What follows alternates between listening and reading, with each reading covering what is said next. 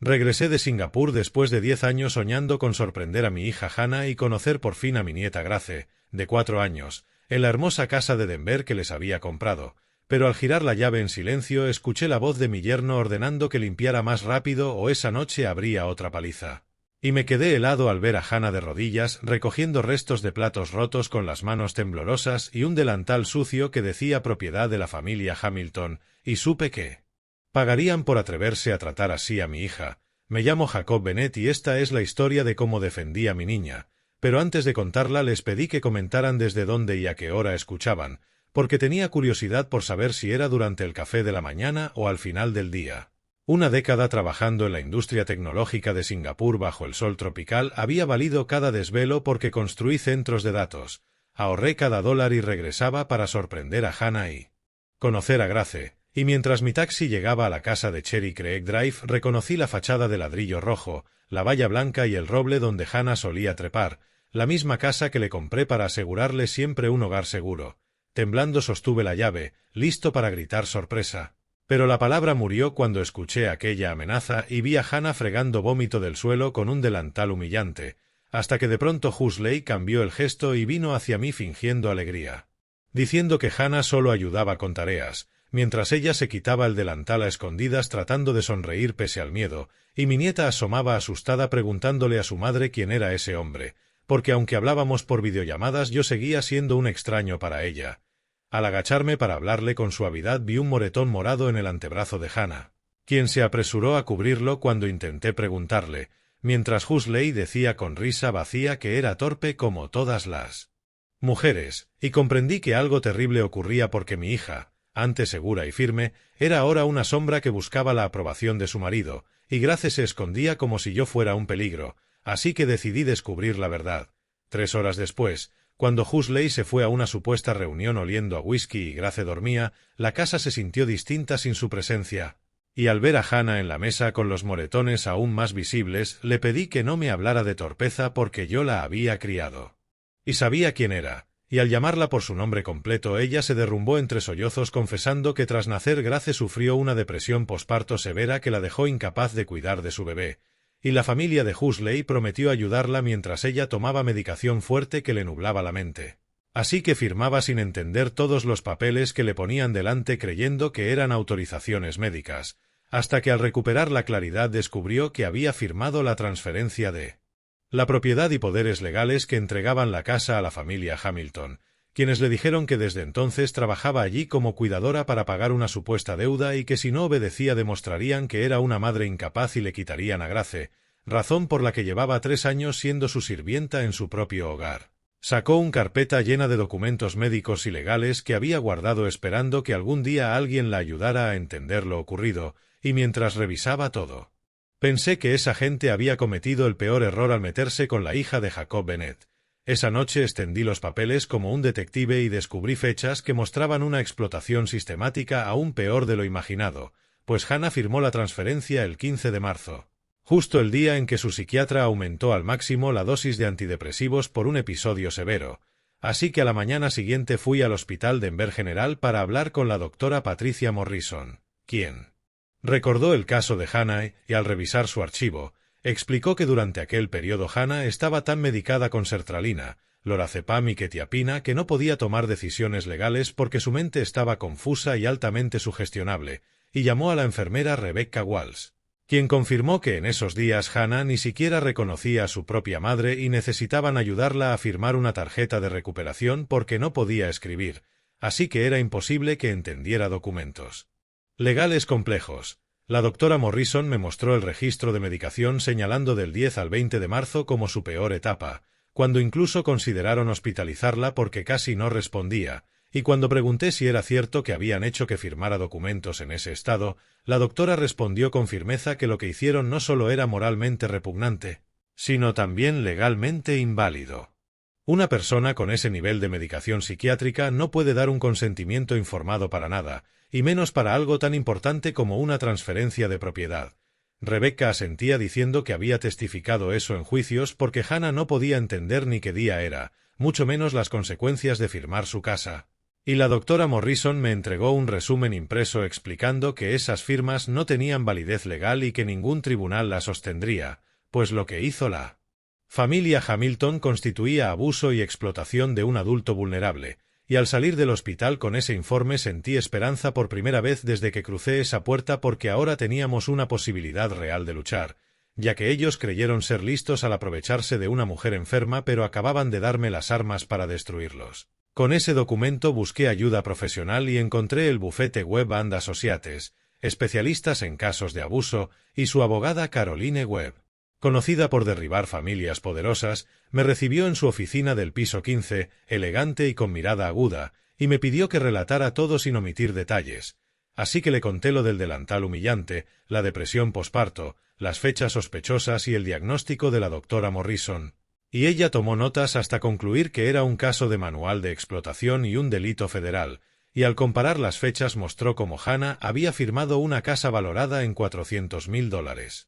Estando tan medicada que no reconocía ni a su madre, y explicó que cualquier estudiante de primer año lograría anular esos contratos, pero lo grave era que no solo hubo fraude, sino un patrón de abuso continuo obligándola a trabajar sin paga, amenazándola y marcándola como propiedad, lo cual constituía tráfico de personas. Cuando pregunté qué podíamos hacer, Caroline dijo que no solo recuperaríamos la casa, sino que enviaríamos a los Hamilton a prisión, y trazó un plan en 4 pasos: darles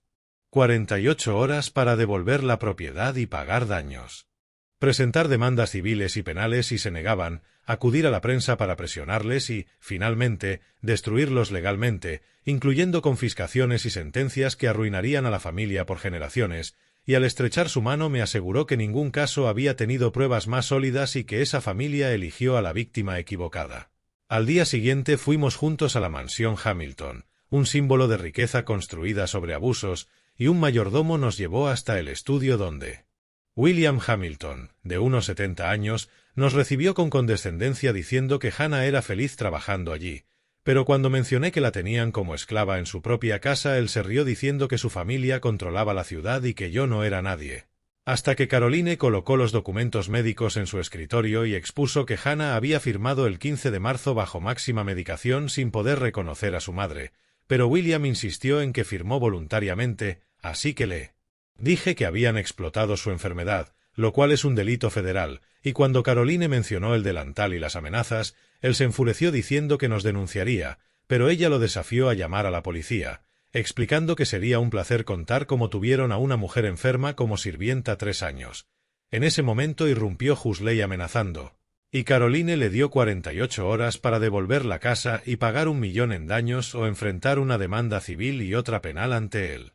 FBI, y William, temblando de rabia, declaró la guerra prometiendo destruirnos, pero respondí que ya lo habían intentado y fallado porque me habían dejado vivo, y al salir Caroline me dijo satisfecha que acababan de darnos amenazas delante de testigos, otro cargo más. Faltaban 48 horas y parecía que eran demasiado arrogantes para aceptar. Y 47 horas después su silencio confirmó todo porque el Denver Post publicó un titular demoledor revelando cómo explotaron la enfermedad de Hannah para robarle la casa, con detalles de sus registros médicos y los 3 años de abusos, y la historia se volvió viral bajo el lema Justicia para Hannah, generando apoyo masivo, donaciones y servicios de ayuda, hasta que Caroline me llamó diciendo que la jueza Barnes había aprobado la medida de emergencia devolviendo la casa de inmediato. En el juzgado la jueza declaró inválida la transferencia porque Hannah no tenía capacidad para firmar, emitió una orden de alejamiento y los abogados de los Hamilton quedaron atónitos, y 2 horas después vi a la policía escoltar a Hannah y Grace de vuelta con una sola maleta y un osito desgastado, y cuando Grace preguntó si vivirían allí de verdad, Hannah respondió entre lágrimas que sí, que por fin estaban en casa. Esa noche, mientras cenábamos, Huxley llamó borracho amenazando con destruirnos. Y al colgar Caroline sonrió diciendo que acababa de regalarnos otro cargo penal, y mientras Hannah acostaba a Grace sentí esperanza. Por primera vez, aunque las amenazas de Huxley me recordaron que la guerra aún no había terminado, la primera semana fue como un sueño, con risas y pequeños momentos de paz, viendo a Hannah redescubrir su hogar sin miedo y a Grace acercarse poco a poco hasta llamarme abuelo, y juntos reparamos la casa y compartimos cenas tranquilas, pero una noche, cuando acostaba a Grace, sonó un número desconocido y aunque Hannah me pidió no contestar, Lo hice, y escuché a Huxley, esta vez sobrio y frío, advirtiendo que no me confiara porque había tormentas que no se ven hasta que están encima, y tras colgar obligué a Grace a creer que era una llamada sin importancia, aunque por dentro sabía que nuestra calma tenía los días contados, y 2 noches después una tormenta violenta golpeó Denver y sacudió nuestras ventanas. Estaba tumbado en la cama escuchando el viento aullar cuando oí algo que no encajaba, pasos en nuestro porche delantero, lentos y deliberados. Me levanté en silencio y miré por las cortinas del dormitorio, y un relámpago iluminó una figura que se movía alrededor del perímetro de la casa llevando lo que parecía un bidón de gasolina. Y el olor acre del combustible empezó a colarse por las paredes. Huxley había venido a cumplir su amenaza. Cogí el teléfono y marqué al 911 mientras corría por el pasillo, susurrando al operador que había un hombre con gasolina intentando quemar mi casa en Cherry Creek Drive, y la operadora me dijo que enviaban patrullas de inmediato y que sacara a mi familia de la casa ya. Pero antes de llegar al cuarto de Hannah escuché el rugido de las llamas encendiéndose fuera, la luz naranja parpadeando por las ventanas del salón mientras el fuego corría alrededor de los cimientos, y la voz de Huxley se alzó por encima de la tormenta gritando como un hombre que había perdido la razón, que yo había destruido a su familia y que ahora él destruiría la mía, que lo quemaría todo. Irrumpí en el dormitorio de Hannah sacudiéndola para despertarla y le grité que teníamos que irnos ya porque la casa estaba ardiendo, y ella se incorporó de golpe, completamente alerta, preguntando por Grace. Corrimos juntos a la habitación de Grace, que ya estaba despierta, sentada en la cama y llorando mientras el humo empezaba a colarse por debajo de la puerta, y el pasillo se llenaba de una densa nube negra que quemaba los pulmones y nos hacía llorar los ojos. «Mamá, tengo miedo», sollozaba Grace mientras Hannah la cogía en brazos asegurándole que lo sabía y que el abuelo nos sacaría de allí. La puerta principal estaba bloqueada por las llamas, así que las guié hacia la parte trasera de la casa. Pero al llegar a la cocina, Huxley apareció en la puerta corredera de cristal con el rostro retorcido de rabia e iluminado por el fuego que él mismo había provocado, sosteniendo una palanca de hierro y gritando que nadie salía, que si él no podía tener a su familia nadie tendría la suya, mientras rompía el cristal a golpes. Empujé a Hannah y a Grace detrás de mí y alcancé un cuchillo de cocina del mostrador, ordenando a Hannah que se llevara a Grace por la ventana lateral del comedor, que se fueran, y cuando ella dijo que no pensaba dejarme la obligué a irse rugiendo que protegiera a Grace. Huxley lanzó la palanca hacia mi cabeza, pero la rabia lo había vuelto torpe, y me agaché y lo plaqué por la cintura, los dos estrellándonos contra los armarios de la cocina mientras el cuchillo salía despedido por el suelo y forcejeábamos. «¿Quieres hacer daño a mi familia?», jadeé luchando por encontrar ventaja mientras el humo llenaba la estancia. «Tendrás que pasar primero por encima de mí». Huxley era más joven y más fuerte, pero yo tenía 40 años de furia contenida empujándome, cada noche en vela en Singapur, cada lágrima de Hannah, cada momento de la infancia de Grace que me había perdido, todo se volcó en mis puños mientras peleábamos. El sonido de las sirenas cortó la tormenta justo cuando conseguí inmovilizar a Huxley en el suelo. Y a través de la puerta corredera rota vi las luces rojas y azules de los camiones de bomberos y los coches de policía llenando la calle mientras los bomberos entraban por la puerta principal con las mangueras ya disparando agua sobre las llamas que devoraban nuestra casa. Arrastré al casi inconsciente Huxley hacia la parte trasera mientras ellos avanzaban, y fuera, bajo la lluvia, encontré a Hannah y Grace acurrucadas en el césped del vecino, a salvo pero temblando de terror. Grace corrió hacia mí en cuanto me vio salir del humo, gritando que pensaba que me había perdido, y me arrodillé para abrazarlas a las dos mientras los paramédicos nos revisaban por posible inhalación de humo y los agentes esposaban a Huxley. Nuestra casa estaba dañada pero seguía en pie. El departamento de bomberos había llegado justo a tiempo para evitar que se destruyera por completo. «Se acabó», susurré contra el pelo de Hannah mientras veíamos cómo metían a Huxley en un coche patrulla. «Ya no podrá hacerte daño nunca más». 6 meses después, estaba sentado en el tribunal del condado de Denver escuchando a la jueza Elizabeth Barnes poner el punto final a nuestra historia, con la sala llena de personas que habían seguido el caso desde el principio, y Huxley en el banquillo con un mono naranja, su antigua arrogancia sustituida por la mirada vacía de un hombre roto. «Señor Huxley Hamilton», dijo la jueza Barnes con autoridad absoluta, «ha sido declarado culpable de incendio provocado, intento de asesinato, violencia doméstica y conspiración para cometer fraude, y le condeno a 15 años de prisión federal sin posibilidad de libertad condicional».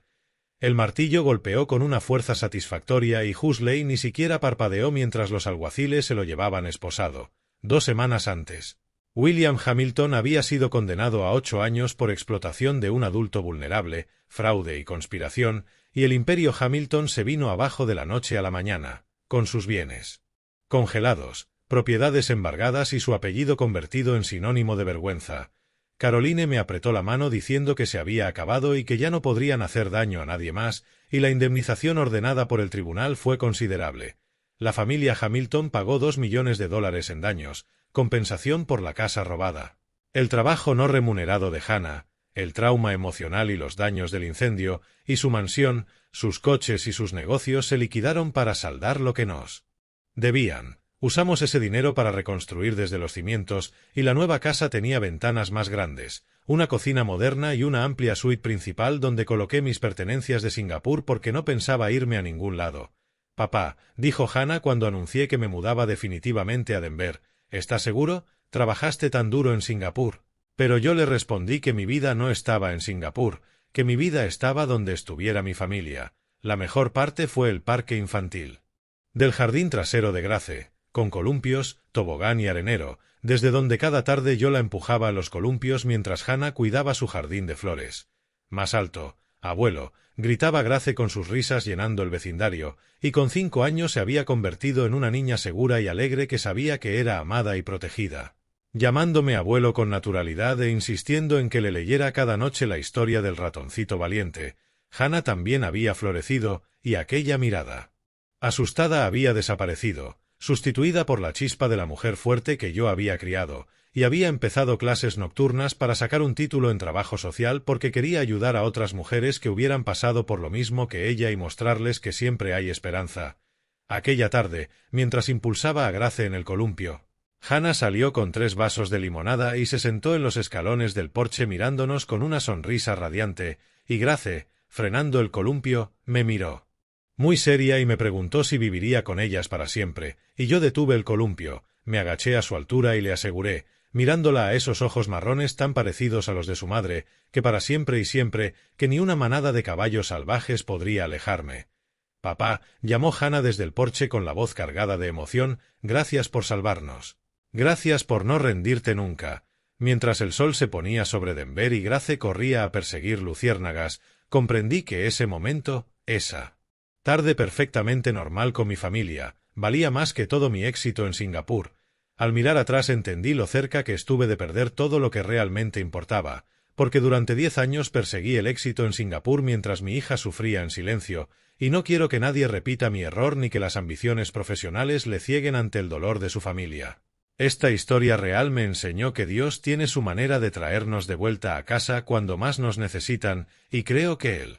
Señor me guió de regreso a Denver en el momento exacto, igual que nos guía a todos en nuestras horas más oscuras, porque a veces lo que parece casualidad es en realidad intervención divina. La familia Hamilton pensó que podía explotar a una mujer vulnerable sin consecuencias, pero olvidaron que Dios lo ve todo y que la justicia siempre encuentra su camino. La fortaleza de Hannah durante esos 3 años terribles me demostró que la fe puede sostenernos en dificultades inimaginables. Estas historias de abuelo no van solo de lo que yo viví, sino del poder de los lazos familiares que nunca se rompen del todo. Cuando vi a Grace escondida tras su madre, temerosa de un abuelo al que apenas conocía, entendí el precio de mi ausencia, pero el amor tiene una forma de sanar incluso las heridas más profundas. Si trabajas lejos de casa, recuerda que ningún dinero puede sustituir los momentos que te pierdes con tus hijos y nietos, que el éxito no significa nada si tu familia sufre mientras tú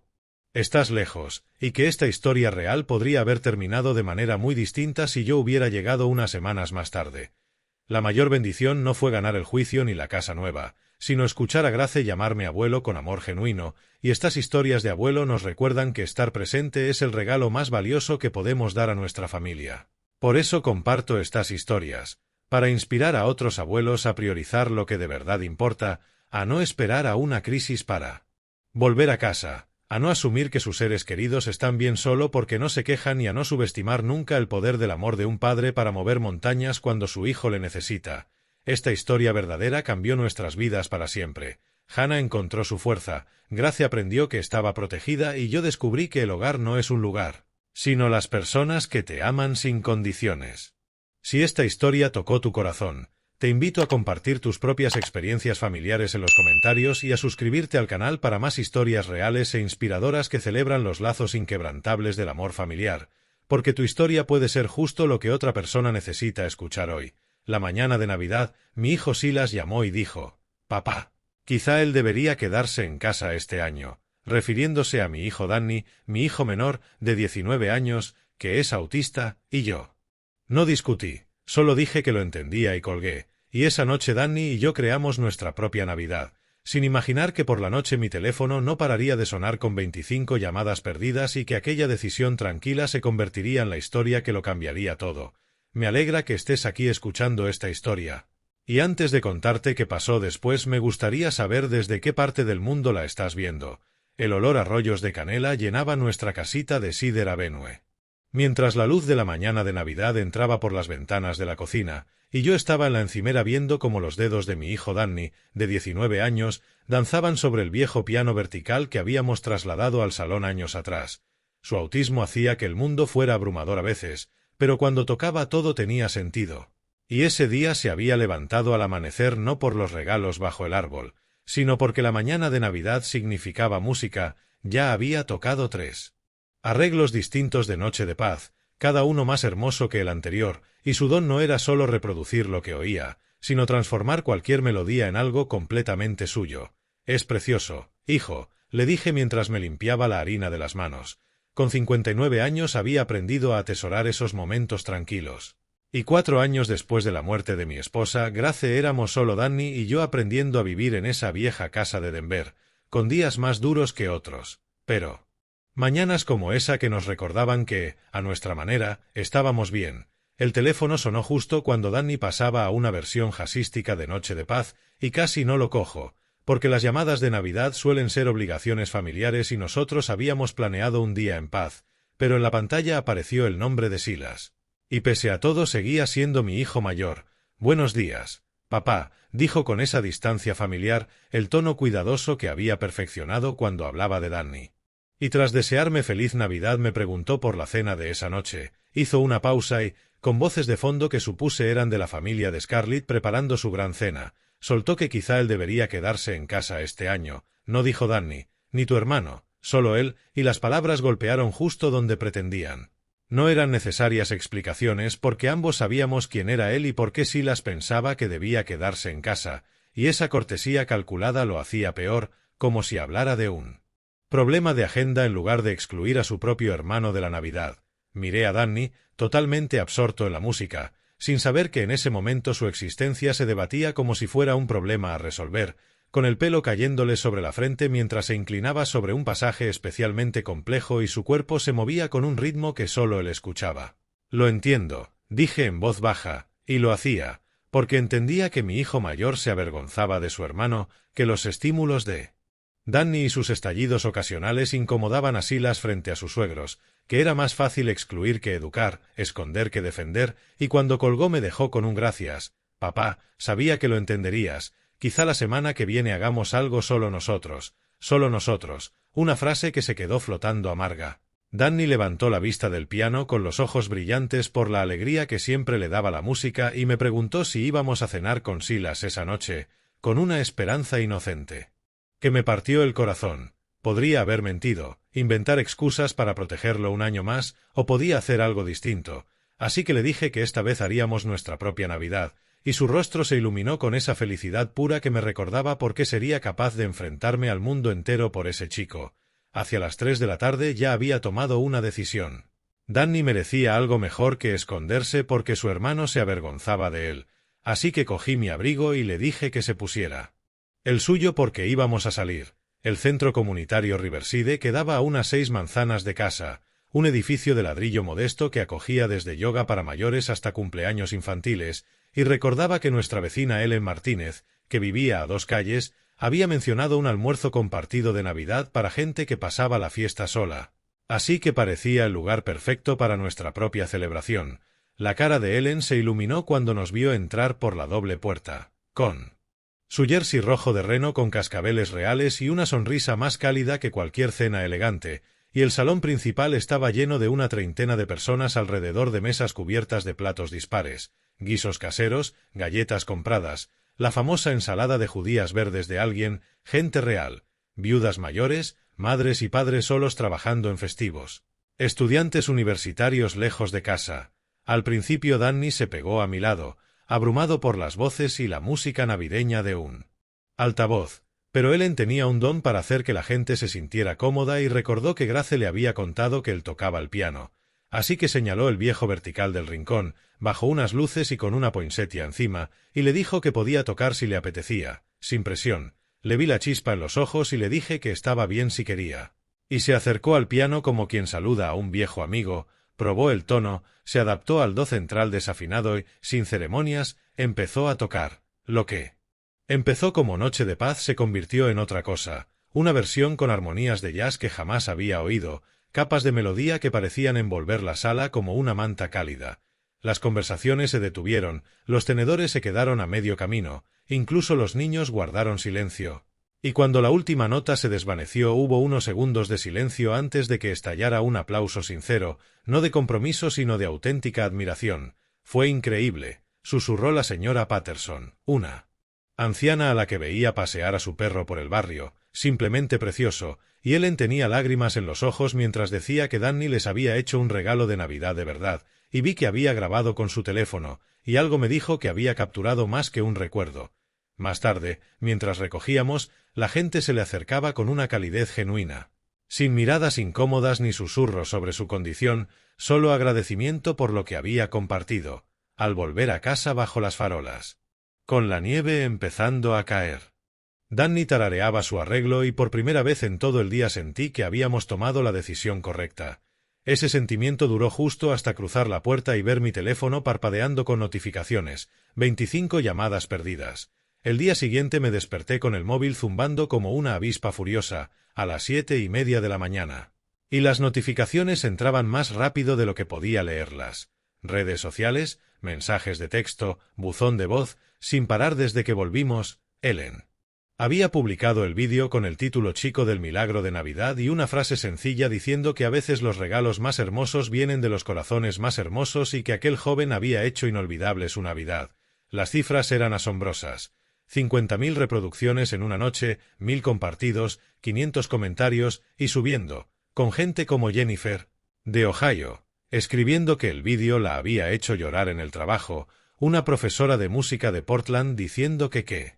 regalo, y otros comentando que aquel alma era hermosa y que eso era la verdadera Navidad. Leí comentario tras comentario mientras mi café se enfriaba y desconocidos de todo el país compartían sus historias de hijos autistas, músicos elogiando el talento natural de Danny y personas conmovidas por la alegría que habían visto. Para el mediodía el vídeo había saltado a otras plataformas. Alguien lo subió a TikTok donde explotó otra vez, y empezaron a aparecer versiones en YouTube con títulos del estilo. La interpretación navideña de piano de este adolescente autista te hará creer en la magia, y la etiqueta chico del milagro de Navidad empezó a ser tendencia en Denver, luego en Colorado y después en todo el país. Danny entró en la cocina sobre las 10, totalmente ajeno a la tormenta digital, pidiendo tortitas mientras se tapaba los oídos porque no dejaban de llamarme, y yo le expliqué que a la gente le había encantado su música, de verdad, y su cara se iluminó con una alegría tan limpia que dolía, preguntando si podía tocar más canciones para ellos. Esa inocencia me partía el alma, porque mientras el mundo descubría su don su propio hermano había querido esconderlo, y la ironía era que desconocidos celebraban lo que la familia había rechazado. Para la tarde ya había hecho 3 entrevistas telefónicas y rechazado una docena más. La historia se extendía más allá de Colorado. El chico del milagro de Navidad acumulaba millones de menciones y el vídeo se compartía en idiomas que no podía identificar. Yo revisaba mensajes de apoyo cuando sonó el número de Silas,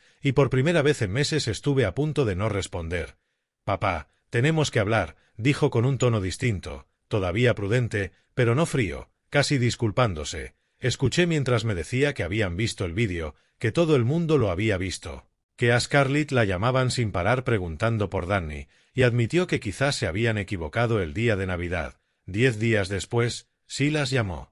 con una invitación que me descolocó. Era el cumpleaños de Olivia ese fin de semana y ella había pedido que el abuelo y el tío Danny fueran, y que Scarlett y él lo habían hablado y les haría ilusión que fuéramos los dos, sin mencionar el vídeo ni lo ocurrido en Navidad, solo una invitación sencilla que casi sonaba normal. Miré por la ventana de la cocina, donde Danny construía un muñeco de nieve con las mejillas rojas de frío y felicidad, mientras rechazábamos más peticiones de entrevistas porque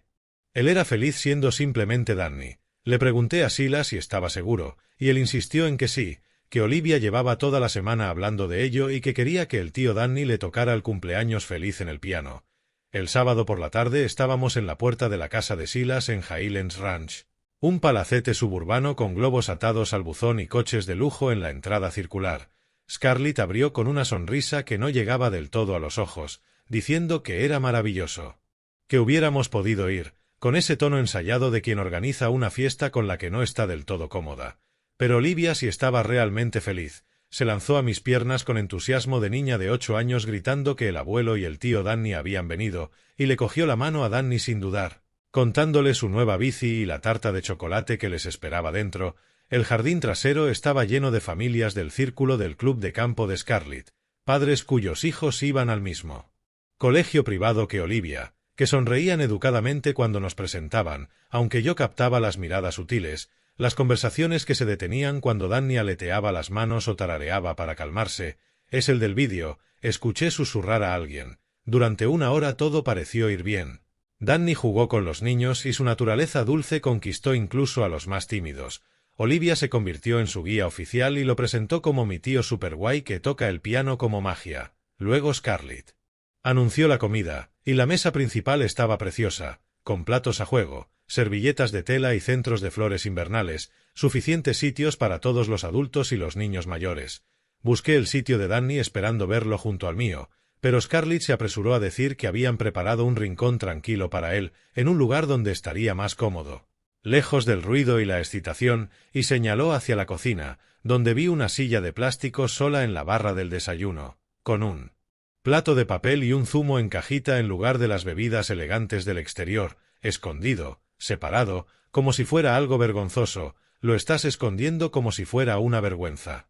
Las palabras me salieron antes de poder frenarlas. Silas dio un paso al frente con las manos en alto en ese gesto conciliador que tanto detestaba, diciendo que los otros padres quizá no entenderían, que algunos niños nunca habían estado con alguien como Danny y que pensaron que así sería más fácil para todos. A lo que yo respondí temblando de rabia que más fácil para quién mientras agarraba la mano de Danny, que no habían aprendido nada, absolutamente nada. Abuelo, la vocecita de Olivia cortó mi enfado, de pie en la puerta con lágrimas resbalando por sus mejillas, preguntando por qué me iba, si había hecho algo mal, y se me rompió el corazón por ella, pero no podía quedarme, no cuando mi propio hijo seguía viendo a su hermano como un problema que gestionar, una vergüenza que ocultar ante la gente bien. En el coche, Danny guardó silencio durante varias manzanas hasta que preguntó si había arruinado la fiesta, y yo le aseguré que no, que él no había estropeado nada, pero mientras conducía por aquella tarde de enero una idea se repetía con una claridad dolorosa. Nada iba a cambiar, jamás verían a Danny como algo más que un estorbo. Y había llegado el momento de dejar de esperar a que reaccionaran. El domingo me desperté con una claridad que no sentía hacía años y pensé que si ellos no aceptaban a Danny, encontraríamos gente que sí lo haría, así que en el desayuno le pregunté qué le parecería una aventura y su cara se iluminó al oír la palabra. Y cuando quiso saber qué tipo de aventura le respondí que musical, que hiciera la maleta porque nos íbamos a Nashville. En menos de 2 horas tenía el Honda Civic cargado con todo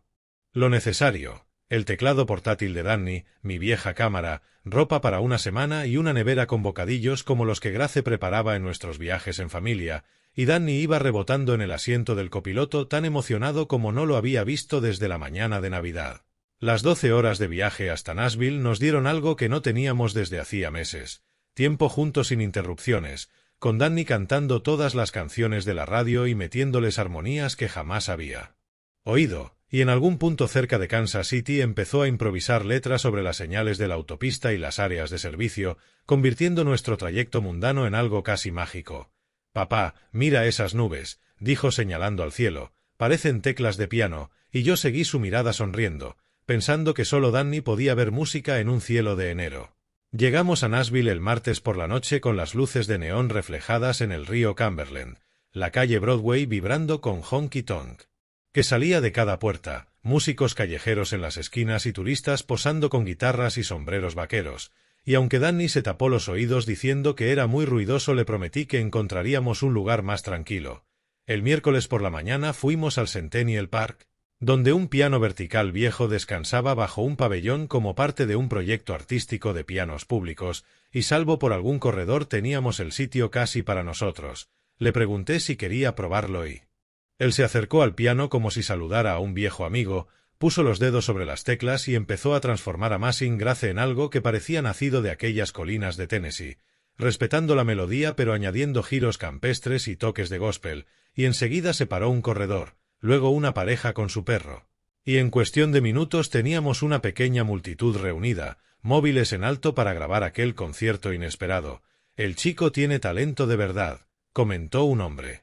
con sombrero de cowboy que se presentó como músico de estudio y preguntó si éramos de fuera. Y yo, mirando a Danny perderse en la música, respondí que veníamos de Denver y estábamos en un viaje musical. Cuando Danny terminó, los aplausos fueron cálidos y sinceros. Alguien dejó un billete de 20 en la funda del teclado. Una abuela le pidió un autógrafo y un adolescente le solicitó Sweet Caroline, que Danny tocó con un toque country que puso a todos a cantar. Esa noche subí nuestro primer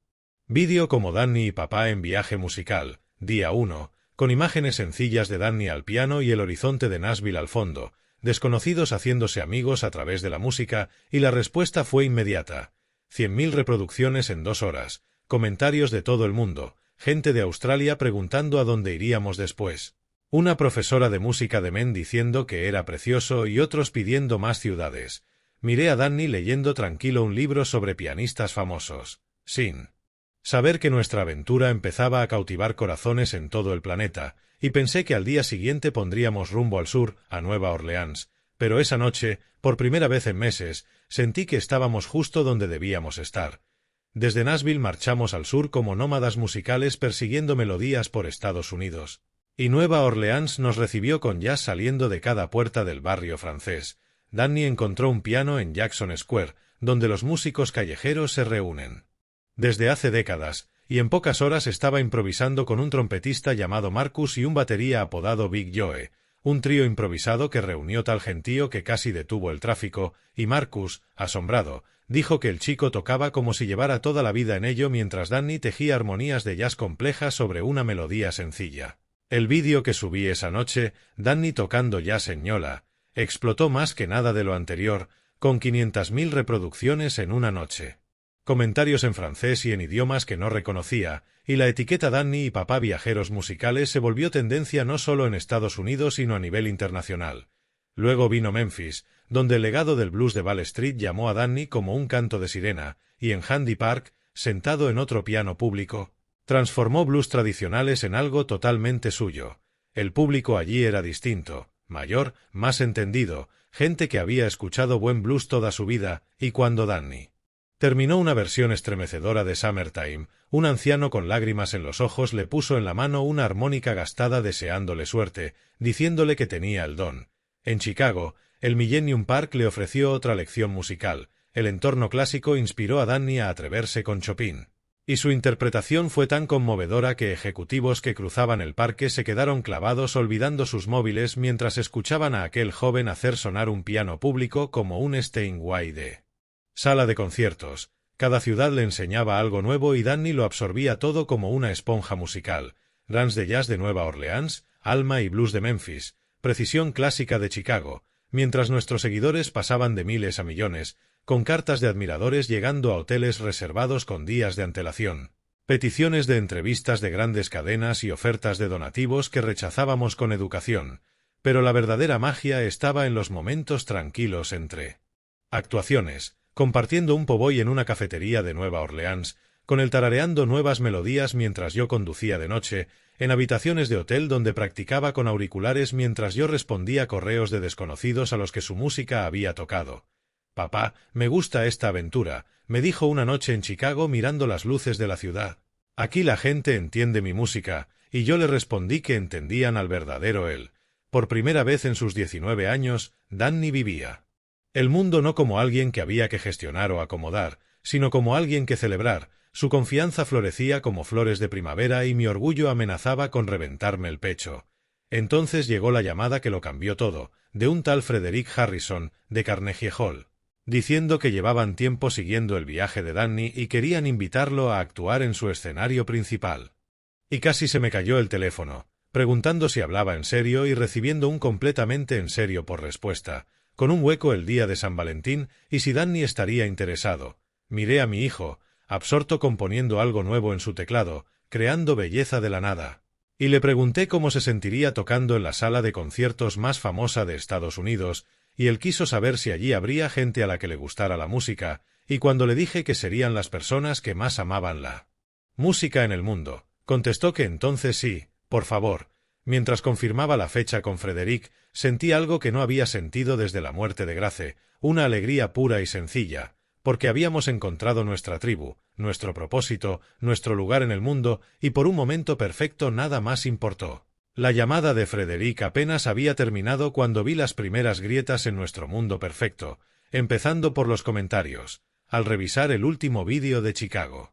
Encontré mensajes nuevos mezclados con los elogios de siempre, acusándonos de explotación infantil, preguntando dónde estaban los servicios sociales, diciendo que yo utilizaba a mi hijo discapacitado para ganar dinero y que alguien debía rescatar a ese pobre chico de su padre hambriento de fama, todos con un lenguaje similar, publicados por cuentas que nunca había visto. Nombres como Verdad M y Espectador preocupado repitiendo las mismas acusaciones en varios vídeos. Por la mañana los comentarios negativos se habían multiplicado como un virus en todas las plataformas, con el mismo patrón, y la cobertura mediática cambió. El Canal 7 de Denver emitió un reportaje planteando si nuestro viaje era inspiración o explotación. El mismo que días antes había celebrado el talento de Danny ahora cuestionaba mis intenciones. Con expertos en infancia hablando de la mercantilización de la discapacidad mientras mostraban imágenes de Danny al piano, y sentí que el estómago se me hundía. Convencido de que alguien estaba alimentando esa narrativa,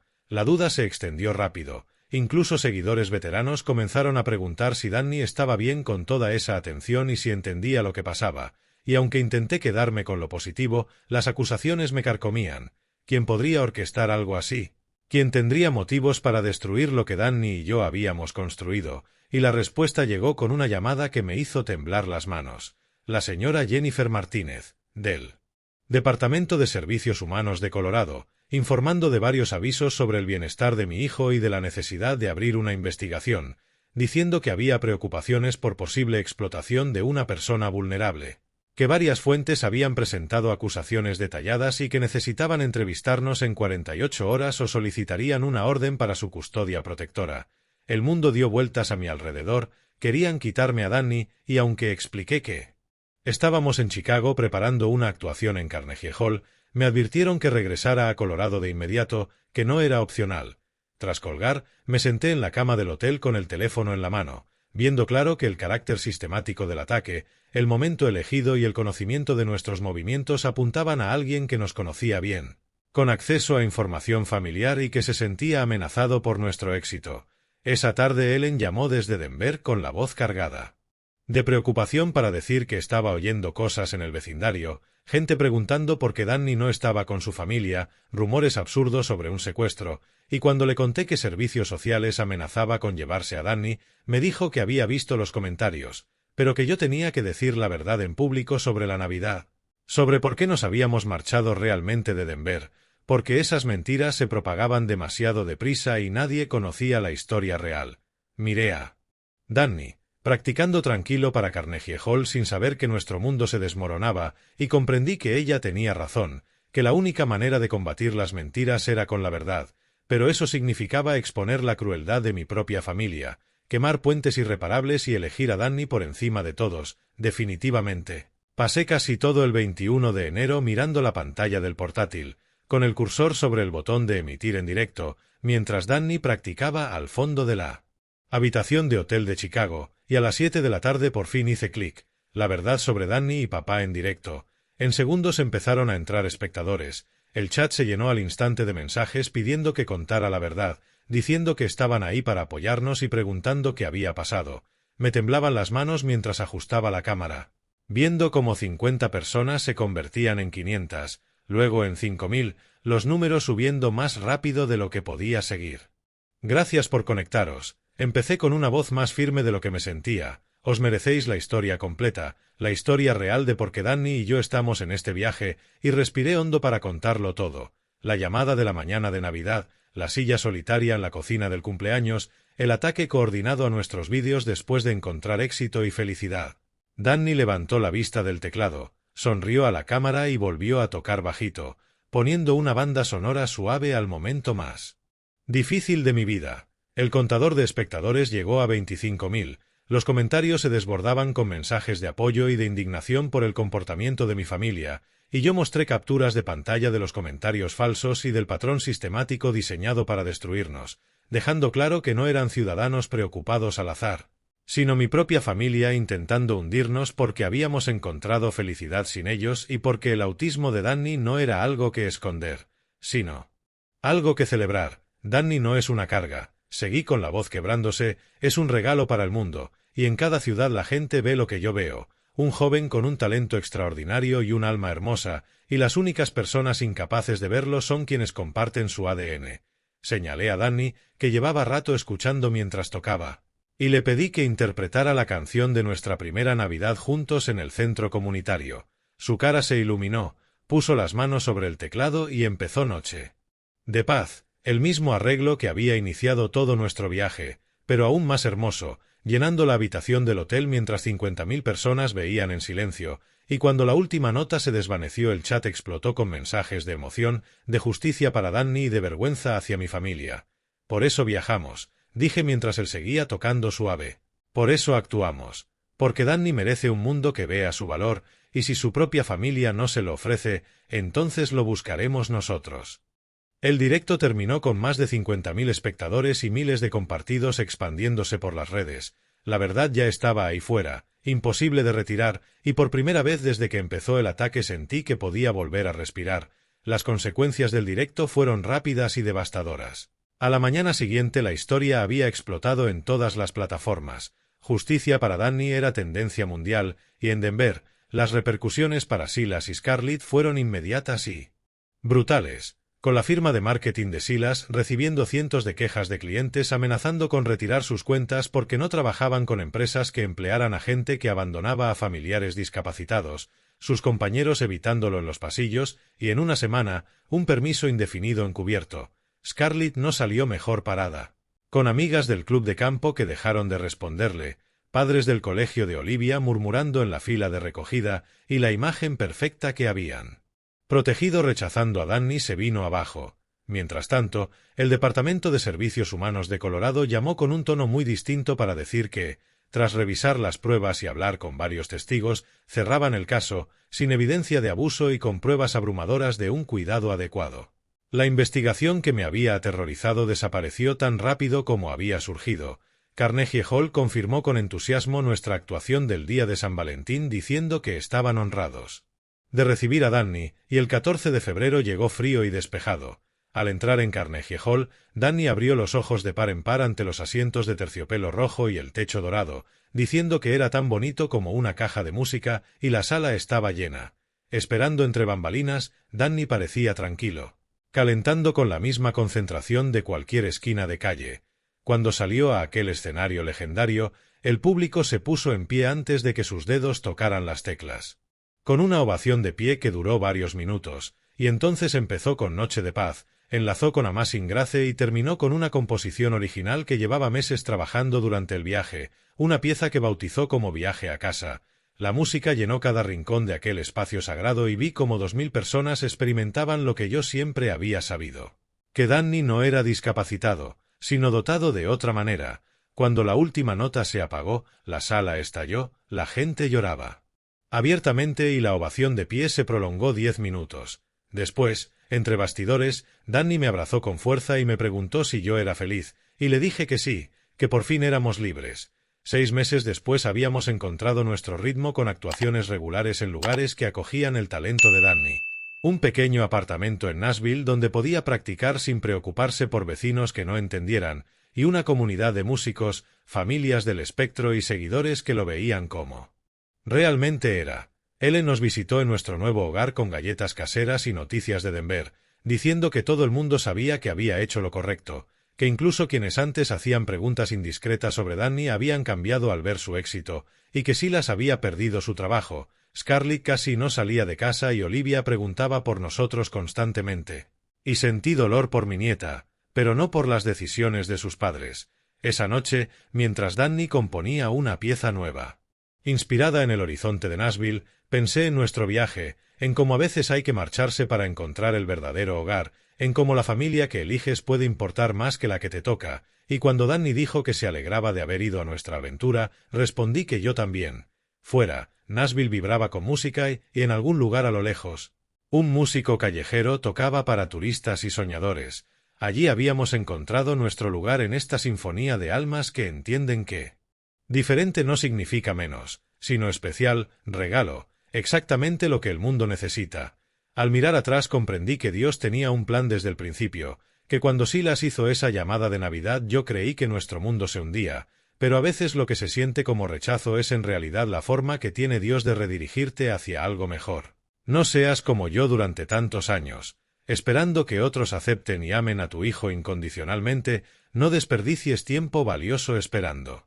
que la familia cambie cuando ya te ha mostrado quién es. Pasé demasiado tiempo inventando excusas por gente que veía a Danny como una carga en lugar de la bendición que realmente es. Esta historia real me enseñó que la verdadera familia no son los lazos de sangre, sino quienes se quedan cuando importa, que los desconocidos de Nashville, Nueva Orleans y Chicago abrazaron a Danny con el corazón abierto mientras su propio hermano lo quería escondido, y que Dios puso a esas almas hermosas en nuestro camino justo cuando más las necesitábamos. Si estás viviendo algo parecido, debes saber que no estás solo, que hay historias de abuelo como la nuestra en todas partes, padres, madres y abuelos eligiendo el amor por encima de la comodidad, la protección por encima de la aprobación. Estas historias de abuelo nos recuerdan que el valor adopta muchas formas y que a veces las historias de abuelo más poderosas hablan de personas corrientes tomando decisiones extraordinarias por sus hijos. La mayor lección que aprendí es que a veces hay que alejarse de relaciones tóxicas para encontrar a tu verdadera tribu, que Dios no nos llama a aceptar malos tratos en nombre de la lealtad familiar, sino a amar con fuerza, proteger a los vulnerables y crear espacios seguros donde todos puedan florecer. Danny y yo encontramos nuestra libertad cuando dejamos de buscar aceptación en quienes se negaban a dársela y descubrimos que el mundo está lleno de corazones amorosos, solo hay que serlo bastante valiente para encontrarlos. No esperes permiso para amar a tu hijo plenamente, no pidas perdón por sus diferencias, celébralas, protégelo y confía en que hay planes increíbles esperándoos a ambos. Estas historias reales importan porque muestran lo que es posible cuando elegimos el amor en lugar del miedo, y tu historia real también importa. Compártela en los comentarios si alguien de tu familia te ha sorprendido con una aceptación inesperada o con un rechazo que te rompió el corazón. Suscríbete si esta historia tocó tu corazón y compártela con quien necesite saber que no estás solo.